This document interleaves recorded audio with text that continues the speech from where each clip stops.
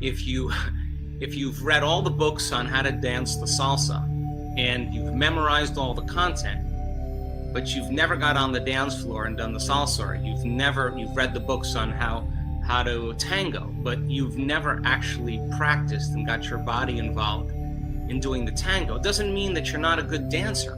You may have all this talent to be able to do it, but to learn the steps and to make it look natural and easy, and to begin to see that you're evolving your experience is fundamentally important to this work. Doing this work and taking the time out of your busy lives to become an experimenter, to experiment to see if I change the way I think and the way I feel, is it going to begin to produce effects in my life, and then maintain that state, that energetic state, independent of all the conditions in your environment, independent of the conditioning emotionally that keeps you in the past or the expectation of the same future, and independent of certain habits and unconscious programs. That is the process of overcoming, and being able to sustain that state every single day causes outcomes to begin to mysteriously appear in your life. And it is that mysterious appearance of those opportunities and synchronicities that transcend our limited understanding of possibility. And so, yes, not everybody heals in this work. We're learning the process. And it's not enough to just send people love in this work. Love is the wind that moves the feather in one direction. Intention is what lands the feather on the coordinate, on the person, on the circumstance, on the condition that you want to change. And it is our intention that is a function of our brain, a function of our ability to hold an intent or focus. The emotion is the fuel that moves us closer to that outcome. And so it's important for you to understand then that if not everybody heals in this work, and it's a practical application of overcoming every single day that allows you to become somebody else, then it would be about becoming. It would be about you becoming a greater version of yourself. And I've said to so many people in this work, you know when you're changing in your life and when you stop talking about it. And when you stop talking about it, it means then that you're engaged in the process. You are in the river of change. And the act of rehearsing in your mind truly begins to install more neurological hardware. You're reminding yourself and reproducing the same level of mind. Why? So you can step into that footprint in your day and modify your behaviors to produce a different experience. That experience produces a different emotion. And you're going to want to feel that emotion instead of the emotions of your past. And then teach your body what your future feels like. Start making those chemicals. Yes, I know it's not easy all the time to feel elevated emotions. Believe me, I've been at this a long time. But that's natural and normal to excuse yourself and say that I can't. But what about the person who can teach their body emotionally what that future will feel like before it happens? And all it means is sitting down and using your imagination and thinking about how you would feel if your dreams came true. Now, if you could feel that emotion before the event occurs in your life, your body's so objective, it's going to believe that that future is happening to you in the present moment.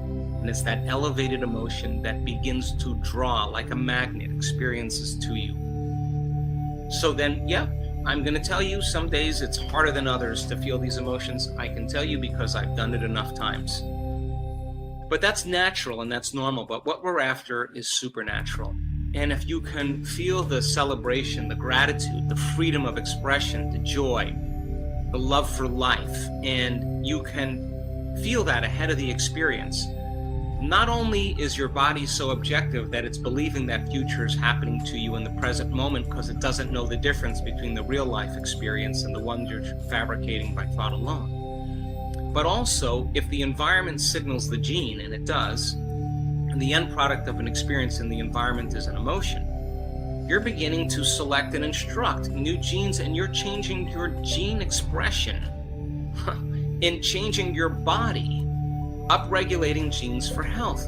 And if you can sustain that emotion all day long, you keep new genes on or new genes upregulated, and those genes for disease downregulated. And if you fall from grace and you lose it, that's normal.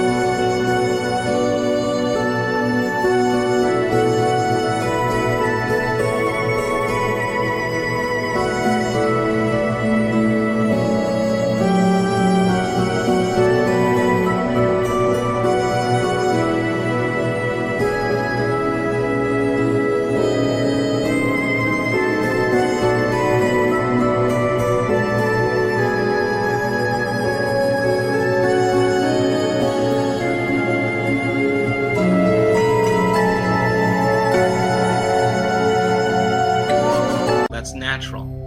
But supernatural is pausing for a moment and getting connected to the energy and the emotions of the future. And so going back to the basics, I go back to them all the time, but a good place to start is breaking the habit of being yourself. When you finish that and you got those meditations down where you break the habit of your old self and reinvent your new self, and you're starting to see situations in your life begin to shift without you having to force them or push them or fight for them or manipulate them or control them, now you know that you're doing it properly.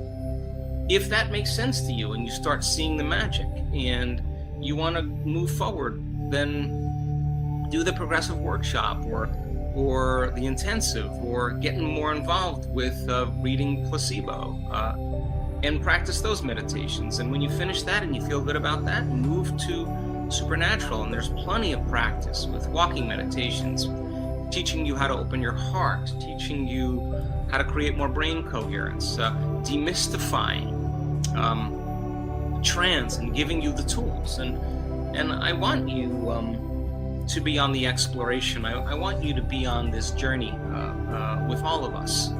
So I want to inspire you to understand that many people want wealth, and they want abundance.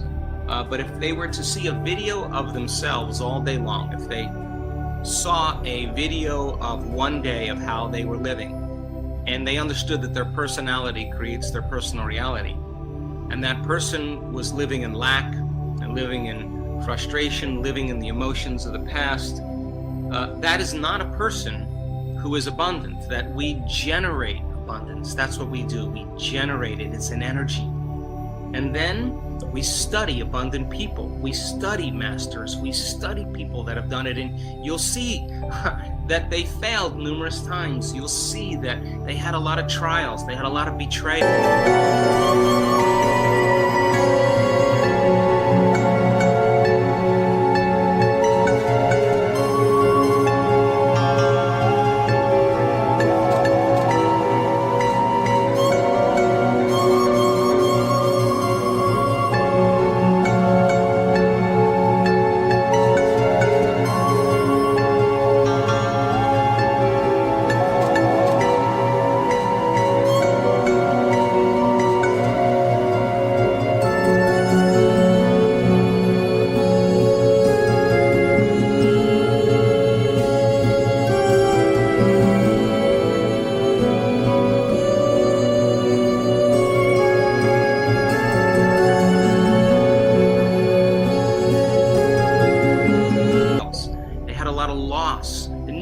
stop them from their vision.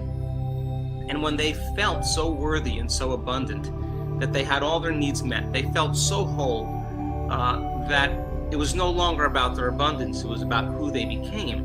When the abundance finally did come, they wound up giving it away anyway because they knew how to create abundance. And it's not a simple 1, 2, 3 process. It's a constant state of change. It's a constant practice. And yes, people have created a lot of wealth in this work. They've created a lot of abundance, and when they've created it, all they wanted to do was to give back and make a difference in the world anyway. So, our model is to take philosophy and to initiate it and to begin to master it. To learn with our head, to practice and apply with our hands, and then to ultimately know it by heart. To go from mind to body to soul, from thinking to doing to being, from knowledge to experience and to wisdom. And if this was easy, everybody would be doing it. But I can tell you that the people who stick with it, the people that take the time to fill their brain with knowledge, the right kind of knowledge, not superstitious, dogmatic information, but information that is based in scientific reason. Not being a scientist, but understanding that science is the language to do it. People who take the time to fill their brain with knowledge, every time they show up and sit down to do the work, every time they make a choice to do it, they're believing in possibility. People who don't do the work on a subconscious or unconscious level don't believe it's possible for them. They don't know that it is possible for them, and I say to them, if not now, when? Because when you believe in yourself and you sit down to do this work, you have to believe in possibilities. And when you believe in possibilities, my God, you're going to have to believe in yourself. And that means you can't blame your past, you can't blame your ex, you can't blame your parents, you can't blame your boss.